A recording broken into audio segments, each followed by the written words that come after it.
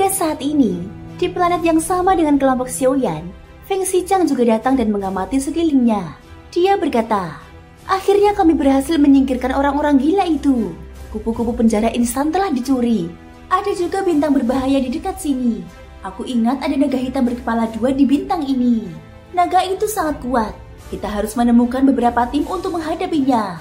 Feng Xichang terus memimpin 2 wanita di belakangnya. Semua kristal ruang waktu yang diperolehnya direnggut oleh Xiaoyan. Jadi dia harus terus mencari binatang luar angkasa berbahaya lainnya. Dan ketika mereka memasuki bintang itu, yang tertinggal hanyalah bintang kosong tanpa nafas tersisa. Hingga mereka menemukan mayat besar di Laut Merah. Sialan, dia dibunuh oleh seseorang. Binatang ini sangat kuat. Membunuhnya memerlukan seseorang yang setidaknya berada pada alam transenden tingkat keempat. Mungkinkah ada orang kuat lain yang datang ke sini?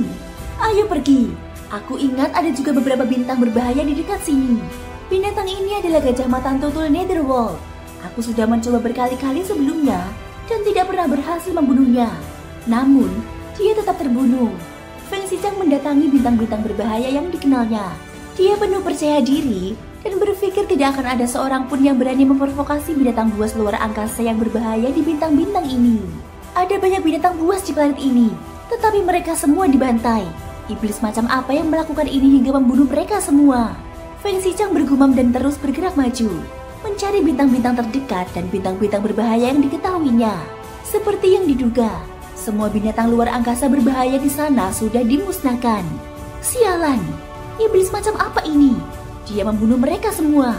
Kalau terus begini, kita tidak akan punya yang tersisa. Jika demikian, kita tidak akan pernah bisa mengumpulkan semua kristal ruang dan waktu. Cepat bergerak. Kita tidak bisa membiarkan iblis ini membunuh semua makhluk luar angkasa yang berbahaya. Feng Xichang tidak berani menunda dan membawa kedua gadis itu bersamanya dan menuju binatang luar angkasa berbahaya berikutnya dengan kecepatan penuh. Feng Xichang tidak pernah begitu cemas sebelumnya. Dia khawatir semua binatang luar angkasa yang berbahaya akan terbunuh tanpa ada satupun yang tersisa. Para Raja Roh yang bertindak secara terpisah juga mulai menemukan petunjuk dan mengirimkan sejumlah besar hantu roh untuk mencari. Mereka segera menemukan bahwa bintang-bintang tersebut telah musnah seluruhnya. Tidak ada satupun makhluk luar angkasa yang tersisa. Mengikuti petunjuk yang ada, mereka mulai mencari Xiaoyan dengan panik. Xiaoyan juga tidak berhenti, tapi sekarang dia hanya membunuh binatang luar angkasa yang berbahaya. Kekuatan klon Jinchang masih terus meningkat, mendekati level ke-6 tanpa batas. Itu masih belum cukup. Bagaimana aku bisa menembus level ke-6? Xiaoyan sedikit mengerit dan membunuh 2 binatang buas berbahaya lainnya. Kristal ruang waktu telah terkumpul sebanyak 23.000. Tetapi itu jelas masih belum cukup. Melanjutkan pencarian binatang buas luar angkasa yang berbahaya, Xiaoyan tiba di bintang lain dan melesat lewat. Ada makhluk lain di bintang ini yang membuat Xiaoyan tampak curiga. Bagaimana mungkin ada keabadian kaisar dan tidak ada fluktuasi jiwa? Mungkinkah aura aneh ini adalah hantu dari istana surga manusia? Xiaoyan segera menggunakan giok tersembunyi untuk menyembunyikan auranya. Dan hantu-hantu roh tersebut tidak lagi mampu mendeteksinya. Kemudian, dia mengamati lagi sosok-sosok itu dan mendapati bahwa, sesuai dugaan Xiaoyan, ke-7 atau 8 orang ini semuanya bermata putih tanpa pupil. Dan mereka semua adalah roh hantu. Memang mereka.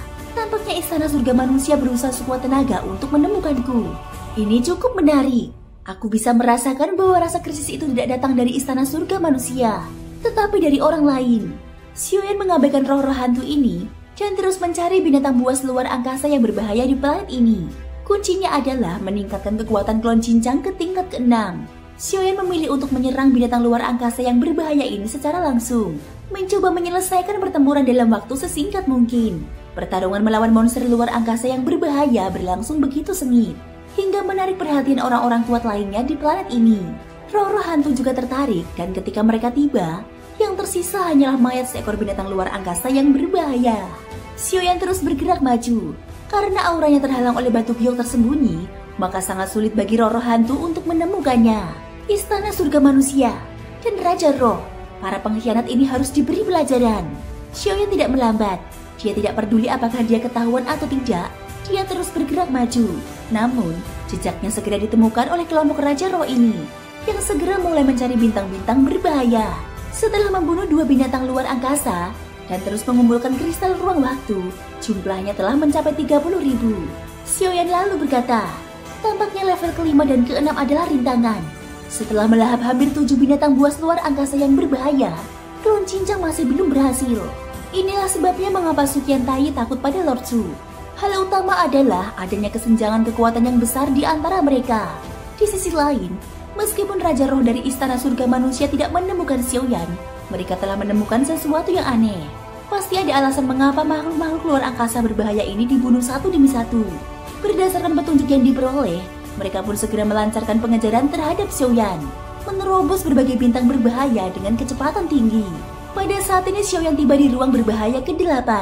Ini bukan langit berbintang, tetapi sebuah luar angkasa. Itu penuh dengan gunung berapi dan tidak ada uap air. Yang mengalir di benua itu bukanlah sungai, melainkan magma yang mendidih. Binatang luar angkasa yang mampu bertahan hidup di ruang ini memiliki kekuatan fisik dan atribut api yang luar biasa kuat, sehingga mereka mampu bertahan hidup di dunia magma ini. Setelah Xiaoyan memasuki tempat ini, dia tidak merasakan banyak hal. Bahkan api di sekitarnya berkumpul ke arah Xiaoyan, seolah-olah mereka sedang memberi penghormatan kepada raja mereka. Tidak lama setelah Xiaoyan masuk, roh hantu masuk hampir pada saat yang bersamaan. Mereka mencari bintang-bintang berbahaya dengan tujuan yang lebih jelas. Seperti yang diduga, roh hantu melihat Xiaoyan bertarung melawan binatang luar angkasa yang berbahaya. Tentu saja, roh-roh hantu ini berada dalam jangkauan deteksi kekuatan jiwa Xiaoyan. Namun, mata Xiaoyan sedikit menyipit. Baginya, planet ini adalah tempat yang baik untuk bertarung. Karena kau ingin mengejarku, maka tak perlu mengejarku lagi. Aku akan menunggumu di dunia ini. Setelah waktu yang tidak diketahui, suara gemuruh pelangi panjang terdengar di langit. Informasi dari roh hantu menyebutkan bahwa dia ditemukan di dunia ini. Itu hampir dapat dipastikan. Kalau sampai kita menemukannya, dia pasti mati. Total ada 6 orang yang datang ke sini. Tidak semua Raja Roh berkumpul bersama, melainkan Tianxun, Ning Yao, dan 6 Raja Roh lainnya yang melaju kencang di batas ruang angkasa. Kita semua telah membuka segel yang ditinggalkan Suzang, dan kekuatan kita hampir pulih ke puncaknya. Yang disebut reinkarnasi Suzang adalah keabadian kaisar ratusan tahun yang lalu. Dalam waktu singkat, dia paling banyak berada di level pertama keabadian dewa. Jangankan level pertama, bahkan level kedua sekalipun, di bawah pengepungan gabungan kita, level ketiga akan terbunuh tanpa ragu-ragu. Sebelum 6 pelangi panjang itu mendekat, mereka mulai berbicara satu sama lain. Tatapan mata Tianxun dan Ning Yao tampak serius dan gila. Bagi mereka memiliki kebencian paling langsung terhadap Xiaoyan. Mata dan tubuh mereka memancarkan gelombang pembunuh yang kuat. Mereka meningkatkan kecepatan hingga batas maksimal dan mereka tidak sabar untuk mencapai Xiaoyan. Setelah beberapa saat, beberapa pelangi panjang berhenti. Tidak jauh dari mereka, sebuah sosok berdiri tegak, memegang penggaris di satu tangan, dan rambutnya bergerak di belakangnya tanpa angin. Di sampingnya, api terus berkobar dan menyebar. Sosok itu tak lain adalah Xiaoyan yang telah lama menunggu di sini. Kamu datang ke sini sesuai dugaan. Kamu benar-benar pemberani. Tampaknya kamu sudah memikirkannya dengan matang. Kamu tahu bahwa bagaimanapun caramu melarikan diri, pada akhirnya kamu akan mati. Mulut Ning Yao menyeringai dan dia tertawa gila. Sosok tegak di ujung terjauh berdiri melayang di udara, dikelilingi api seperti raja api. Sosok ini tak lain dan tak bukan adalah Xiaoyan. Akan tetapi, saat Xiaoyan melihat dua sosok yang dikenalnya, matanya tak dapat menahan diri untuk tidak menyipit. Tianxun dan Ning Yao telah dibunuh olehnya di dunia iblis kuno, dan jantung mereka dihancurkan oleh belati Tongyo. Tanpa diduga, mereka muncul di depannya lagi. Apakah kamu terkejut? Apakah kamu pikir kamu bisa membunuh kami?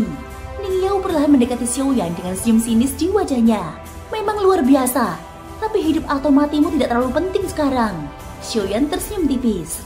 Para Raja Roh bukan lagi yang terkuat yang bisa membunuh Xiaoyan dengan satu serangan telapak tangan. Begitukah? Kami akan membunuhmu di sini hari ini. Ning Yao mendengus dingin. Pada saat ini, dia tidak merasakan aura Xiaoyan. Dengan perlindungan dari batu giok tersembunyi, Ning Yao bahkan mungkin berpikir bahwa Xiaoyan masih seorang keabadian kaisar. Kemarahannya yang terpendam selama bertahun-tahun membuatnya agak di luar kendali pada saat ini. Dia melangkah maju, dan dari lengan bajunya, ular biru kecil itu langsung berubah menjadi ular piton raksasa dan menyerbu langsung ke arah Xiaoyan bersama sosok Ning Yao. Xiaoyan yang pernah bertarung dengan Ning Yao sebelumnya tahu bahwa dia adalah seorang pembudidaya racun, dan ular piton raksasa biru putih di bawah kakinya sangat beracun.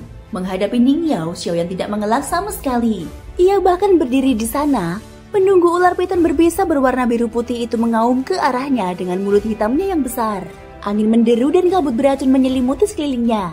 Bersiaplah untuk mati. Kau yang mengaku sebagai reinkarnasi Zuzang. Kau tak lebih dari sekedar sampah. Ning Yao tertawa terbahak-bahak dan mengerikan. Sementara Xiaoyan memasang ekspresi dingin dan acuh tak acuh. Menghadapi Ning Yao, dia hanya perlahan mengangkat lengannya dengan kelima jarinya terbuka. Ya, Xiaoyan membuka mulutnya sedikit dan mengucapkan sepatah kata dengan acuh tak acuh. Pada saat yang sama, api di belakangnya tiba-tiba membumbung ke langit seperti gelombang besar, lalu menyelimuti Ning Yao. Ning Yao merasakan krisis yang teramat kuat dan pupil matanya tiba-tiba menyusut. Tetapi sudah terlambat baginya untuk mundur. Gelombang api langsung melahapnya dan ular piton beracun berwarna biru putih itu langsung terbakar. Tampaknya ia tidak dapat menahan kuatnya api. Tubuhnya terbakar dan mengeluarkan suara mendesis menyakitkan, mengguncang tubuhnya yang besar karena kesakitan.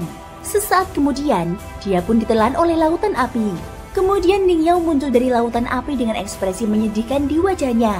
Ning Yao kembali ke tim. Tianxun mengerling kening. Dibandingkan dengan kepercayaan diri Ning Yao, dia masih jauh lebih berhati-hati. Dia sendirian. Mungkinkah dia membunuh semua binatang luar angkasa berbahaya di sepanjang jalan sendirian? Tianxun bergumam sambil melihat sosok yang berdiri di lautan api di depannya. Tianxun ragu-ragu. Meskipun mereka semua telah mencapai keabadian dewa, mereka hanya berada di tingkat kedua. Siapapun yang dapat membunuh binatang luar angkasa berbahaya sendirian, setidaknya seorang kultivator tingkat ketiga. Bagaimana kekuatannya bisa meningkat begitu cepat? Dia hanya seorang keabadian kaisar ratusan tahun yang lalu. Tetapi dia berhasil mencapai tingkat ketiga begitu cepat. Kita mungkin bukan tandingannya. Aku khawatir hanya Fusing yang bisa menandinginya. Mundur. Tianxun mengambil keputusan cepat dan meminta semua orang untuk mundur. Mundur. Kita akhirnya menangkapnya. Dan kita akan membiarkannya pergi begitu saja. Ning Yao langsung tidak mau. Total ada 6 Raja Roh. Han Mo, Kui Chun, Ye Buyun, Nizun, Tianxun dan dia. Setelah segel ranah mereka terpatahkan, ranah para Raja Roh juga maju pesat, mencapai tingkat kedua keabadian dewa. Mereka penuh percaya diri dan mengira mereka punya kekuatan dan kemampuan untuk menghancurkan Xiaoyan. Tianxun mengabaikan Ning Yao, namun memberi perintah dan semua Raja Roh kecuali dia melesat mundur. Ning Yao mengepalkan kelima jarinya erat-erat dan giginya bergemeletup. Dia tampak tidak mau menyerah, tetapi dia tidak berdaya karena dia tidak bisa membunuh Xiaoyan dengan kekuatannya sendiri. Dia hanya bisa mengibaskan lengan bajunya dan menyerah. 6 pelangi panjang melesat mundur dengan kecepatan tinggi. Tetapi pada saat berikutnya, semuanya berhenti ribuan kaki jauhnya. Sialan, dia benar-benar membuat blokade di sini. Ekspresi Tianxun berubah. Dibandingkan dengan Ning Yao, Tianxun lebih berhati-hati terhadap Xiaoyan. Bagaimanapun, dia pernah mati di tangan Xiaoyan. Jika tuan mereka tidak mengambil tindakan, dia dan Ning Yao pasti sudah mati sejak lama. Oleh karena itu, Tianxun tidak berani meremehkan kekuatan Xiaoyan meskipun dia sedikit sombong setelah menerobos ke tingkat kedua. Ketika makhluk-makhluk luar angkasa berbahaya yang datang itu dimusnahkan, dia sudah menyadari bahwa ada sesuatu yang salah. Ini bahkan bukan sesuatu yang dapat dilakukan oleh seorang keabadian dewa di tingkat kedua. Kamu mengejarku selama ini. Mengapa kamu tiba-tiba pergi sekarang? Semua orang, sebagai pengkhianat sensi, kalian harus dihukum mati. Xiaoyan segera mendekat, mengangkat penguasa suan berat, dan tampak ada kobaran api yang berkobar di matanya. Dia mengarahkan penggaris itu langsung ke 6 orang itu. Pada saat yang sama, lautan api menderu seperti ombak. 7 langkah dewa yang mengejutkan. Dengan teriakan Xiaoyan, 7 langkah kaki yang kokoh melesat turun. Di saat yang sama, segel tangan Xiaoyan berubah dengan cepat, dan teratai abadi putih pemusnah mengembun keluar. Dengan jantung abadi mereka, aku bertanya-tanya apakah aku bisa membunuh mereka sepenuhnya. Kalau mereka disegel, mungkin akan menarik dalang di balik semua itu. Dulu aku tidak punya kekuatan untuk menghadapinya. Tapi sekarang aku ingin melihat siapa penguasa di balik istana surga manusia. Apakah itu divisi pengendali kehidupan atau eksistensi lain? Xiaoyan tidak menganggap serius ke 6 Raja Roh di depannya. Lagi pula, mereka bahkan tidak sebaik monster luar angkasa tingkat bahaya. Namun, demi kehati-hatian, Xiaoyan menggunakan teratai abadi sebelum pertempuran. Dengan cara ini, semua serangan mereka di sini akan diubah menjadi kekuatan teratai abadi. Pertarungan akan segera terjadi, dan Ning Yao adalah orang pertama yang menunjukkan ekspresi ganas. Tianxun, dia tidak akan membiarkan kita pergi. Sekarang kita hanya bisa melawannya sampai mati. Jangan takut padanya. Hanya dalam beberapa ratus tahun, dia pasti hanya level kedua. Dia hanya berpura-pura tenang untuk mengintimidasi kita. Ning Yao masih optimis dan naif. Tianxun mengerti. Dia tidak ingin bertarung. Tampaknya karena Xiaoyan berani mengambil tindakan, dia pasti memiliki kekuatan yang cukup. Ye Buyun, Nizun, kalian berdua berusaha sekuat tenaga untuk menerobos blokade, dan kami berempat akan menundanya. Tianxun tidak mendengarkan Ning Yao dan tetap melarikan diri untuk menjadi tujuan pertamanya. Sekarang melihat serangan Xiaoyan, dia tidak bisa menghindarinya dan hanya bisa menghadapinya. Kecuali Ning Yao yang bertekad membunuh Xiaoyan. Orang-orang lainnya mematuhi pengaturan Tianxun. 4 di antaranya bertarung melawan Xiaoyan, dan 2 di antaranya mencoba mencari cara untuk merusak batasan tersebut. Langkah kaki yang kokoh melesat ke bawah. Ning Yao, Tianxun, Han Mu, Kui Jun, mereka berempat menyerang satu demi satu, dan baju besi Dewa Void muncul di tubuh mereka. Saat armor Dewa Void muncul, niat membunuh Xiaoyan tiba-tiba menjadi lebih kuat. Para pengkhianat ini harus diberi pelajaran yang mengerikan. Thank you guys sudah mendengarkan ceritaku di episode kali ini sampai akhir. Ikutin terus kelanjutan episode berikutnya ya. Semoga hari kalian menyenangkan. Sampai jumpa dan bye-bye.